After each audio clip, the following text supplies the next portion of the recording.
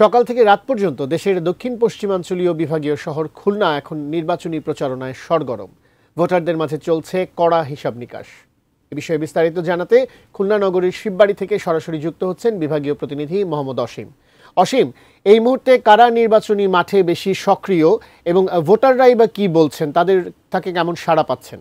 আপনাকে একটু জানিয়ে রাখি যে আসলে এই যে খুলনাকে বলা হয় দক্ষিণ অঞ্চলের রাজনীতির প্রাণ, অর্থাৎ এখান থেকেই কিন্তু দক্ষিণ অঞ্চলের রাজনীতি পরিচালিত হয়। সে কারণেই কিন্তু খুলনার রাজনীতি একটু ভিন্নতা, অর্থাৎ এইখানের যে রাজনীতি এই এলাকার মানুষের ভাগ্য নির্ধারণ হয়। আর এখন আমরা দেখেছি যে সবথেকে যে বিএনপি এবং জামাত, একই সাথে ইসলামী আন্দোলন, অর্থাৎ তিনটি দলই কিন্তু নির্বাচনী প্রচারণা চালাচ্ছেন। একই সাথে এনসিপির এখনও পর্যন্ত প্রার্থী চূড়ান্ত করেনি, তবে এনসিপির যারা প্রার্থী অর্থাৎ যারা মনোনয়ন চাচ্ছে এনসিপির কাছে, তারা কিন্তু প্রচারণা চালাচ্ছেন।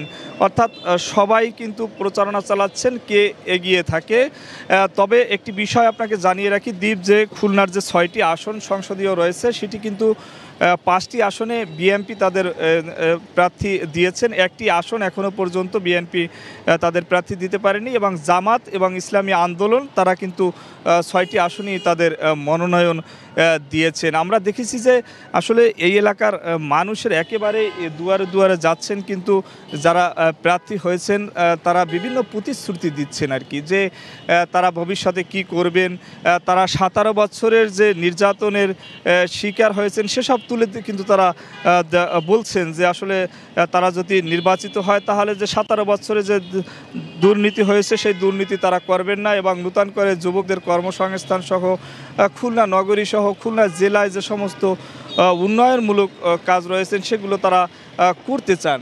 তবে ভোটাররা কিন্তু এবার একটু হিসাব নিকাশ বেশি করছেন। তার কারণ হচ্ছে ভোটাররা আর কারো প্রতিশ্রুতির ফুলঝুরিতে তারা আর ভোট দিতে চায় না, তারা আর নির্বাচিত করে সংসদে পাঠাতে চায় না। তারা এমন প্রার্থীকেই নির্বাচিত করতে চান যিনি কথার সঙ্গে কাজের মিল রাখবেন এবং তাদের ভাগ্য উন্নয়নের কাজ করবেন, সেই প্রার্থীতেই কিন্তু তারা নির্বাচিত করতে চান।